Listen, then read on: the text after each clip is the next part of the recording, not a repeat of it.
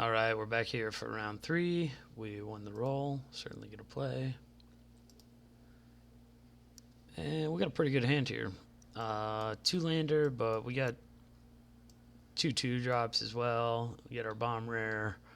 Um, and we're pretty good shape to draw a third land. Fourth land, we're probably around 40% to draw a fourth land by turn four, but and the rest of our hand is five drops. But these two threes should be able to buy us a fair amount of time. So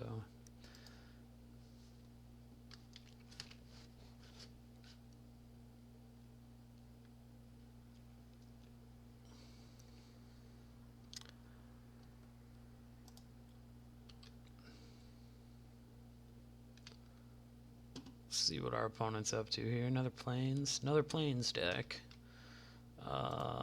Prism's pretty good. I probably will play Prism in lieu of Seed Sculptor on the following turn unless I draw a land. Just to hope to hit a land. Prism does a lot of work in smoothing out your mana, including like preventing you from getting mana screwed. Having drawn a land, I'm going to probably just play Seed Sculptor. The question is, do I want to have a 3-4 and a 1-2, or do I want to have 2-2-3s? I think I'd rather have just the 3-4. So, I'm going to, yeah, just Seed Sculptor this other guy. And play my land and attack. The thing is, if I do it this way, there's like a few things that this now brick walls, including Glint Sleeve Artisan. The other one I was thinking of was Lawless Broker, where it now brick walls it instead of trading.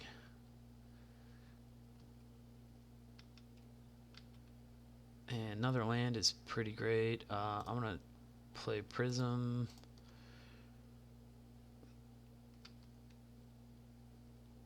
And Harness Lightning is quite nice. So I'm going to attack with the 3-4 Seed Sculptor. This is effectively just trading 3 damage for 2 damage. Because he can now attack me back with the Artisan. But I don't care about that. I mean, he's at 14, so trading damage is pretty good here. Visionary Augmenter. All right. Well, that's definitely one of the ways that we could end up losing this.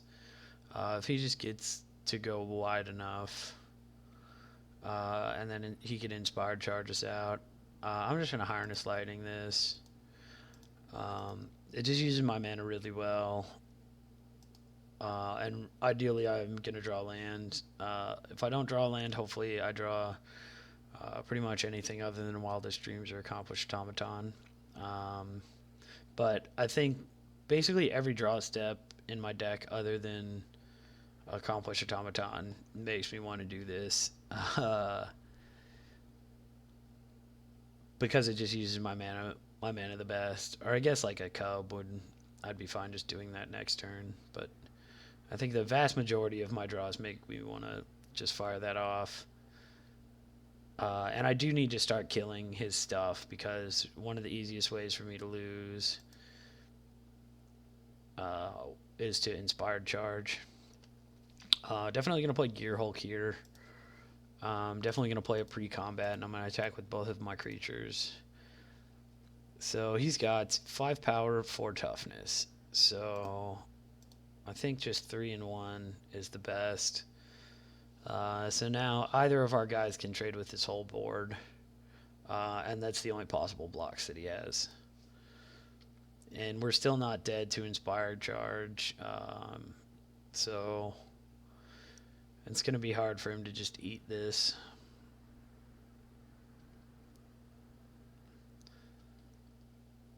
So he may have to chomp. This draw turned out really nice. I guess he could have like Fumigate here. Fumigate's just trading. Well, no, I guess it's trading up 1 card. But we have pretty decent follow-up to Fumigate. That's not going to be enough. He's going to have to chump block both of my Seed Sculptors this turn.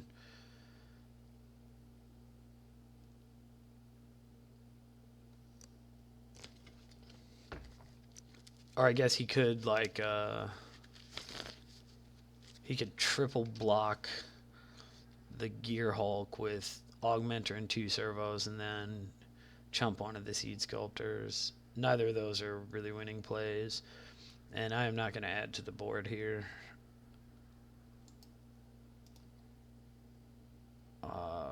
We are far enough ahead that playing around Fumigate actually makes sense. Even though it does seem to be like a go wide kind of deck that where Fumigate's not at its best. And it does look like he is going to make the play that I described earlier.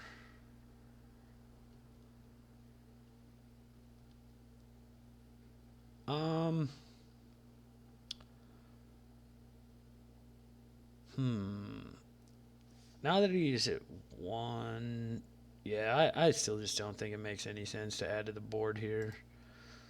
Actually, I probably shouldn't have even played my land in case he had Mind Rot. Being at 1 with Midnight Oil in play is a precarious position, to say the least. Midnight Oil is a great card, don't get me wrong. I play it every time, but when you're at 1 life, like, that puts a lot of pressure on you. And it looks like he just scooped him up. Normally you will end up discarding 1 or 2 cards over the course of the game to a Midnight Oil. So another go wide deck. Gonna play Sabotage again, and probably just gonna cut Cal Prowler again. Just playing 6 mana for a guy that gets chump blocked by servos isn't the best. And it's not like an especially good blocker. Accomplished Automaton is a little bit better of a blocker because it just gives you 2 bodies. And even being 7 as opposed to 6, I'd still rather have that that ability. And also, it's not nothing that this guy gives us a servo to sack to Sabotage. It's not, that's not going to come up too often because it's a 7 drop, but it's not going to happen never.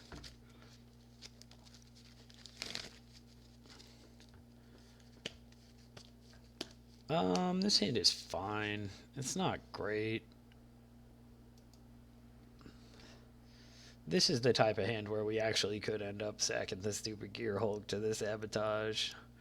I mean, it would definitely be in response to Inspired Charges. Really the only way we would ever do that, but alright, well that is now never going to happen. Prof Prism is a great draw. That might be the best draw on the deck.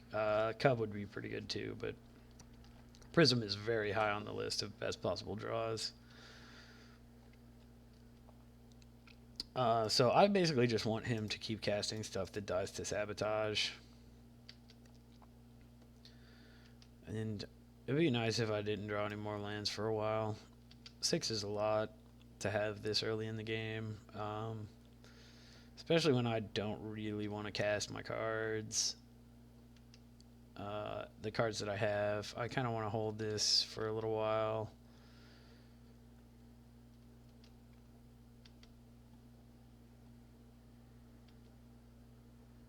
Wild Wanderer is not bad. If he does play something that has exactly 4 toughness, there's a chance I'll just Sparks it. Cogworker's Puzzle Knot's not a problem. I'm willing to take some damage here. I'd rather he invest a card than a Puzzle Knot. Alright, well, that's pretty nice.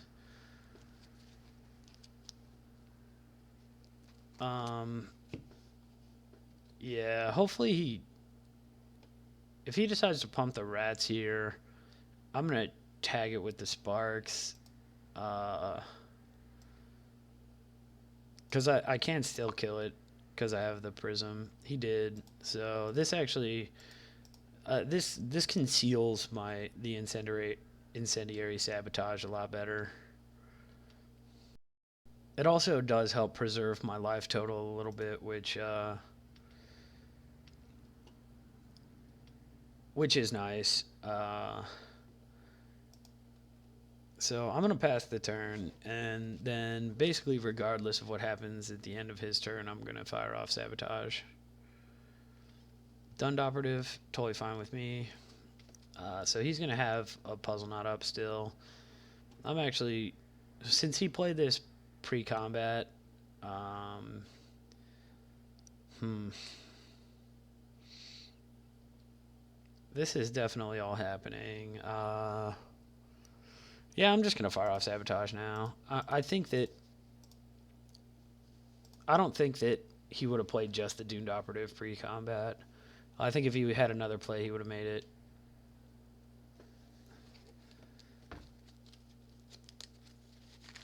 And if it's Cogworker's puzzle knot, I guess I'm alright with that too.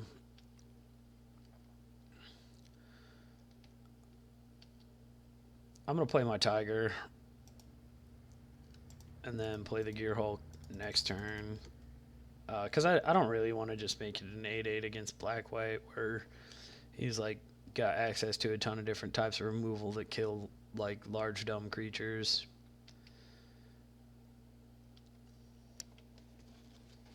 Glint sleeves, not a problem.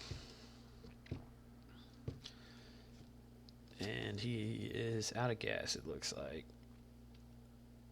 So, well, I guess since I can hit with this turn and play the Wayward Giant, I might do that and then wait on the Gear Hulk for one more turn. If I had drawn anything else, I would have just played Gear Hulk. But, yeah, I don't think there's actually another card that I could have drawn that would have had me not play Gear Hulk. But this guy exactly, being able to get counters on this is pretty valuable. Wherever, like, putting some counters on the Wild Wanderer is not really that good.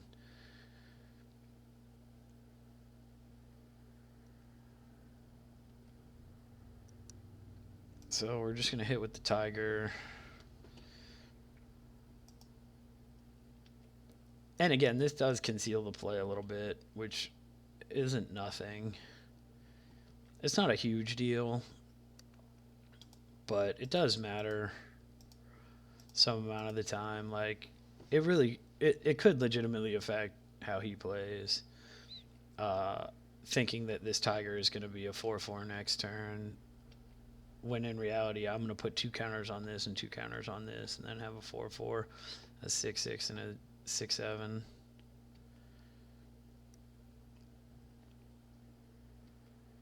Lawless Broker, again, not really an issue. I'm just going to have so much beef in play. And I'm going to be attacking with everything here.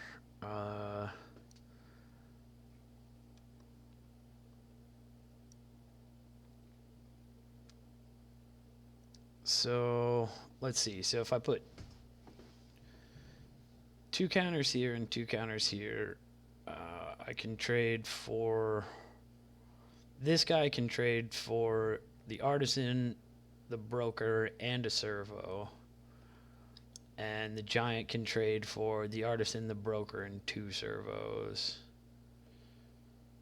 Which I think is just great. I do like that split. Any other way, and I couldn't... And the attack with both would be worse. The attack this turn would be worse. And I think the attack this turn is the most important one of the game. So, let's hit. And don't have any energy. Can't pump the Tiger.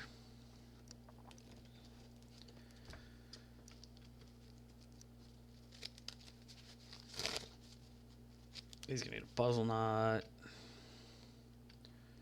He can also replace the Artisan with 3 servos, or with 2 servos, or the Broker with 3 servos in any of those the scenarios, but that doesn't really change. I think he definitely wants the Broker out, and in this situation it's mostly just about power and toughness.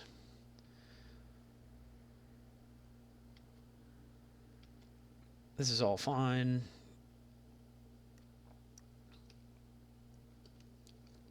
my board presence is just massive here. So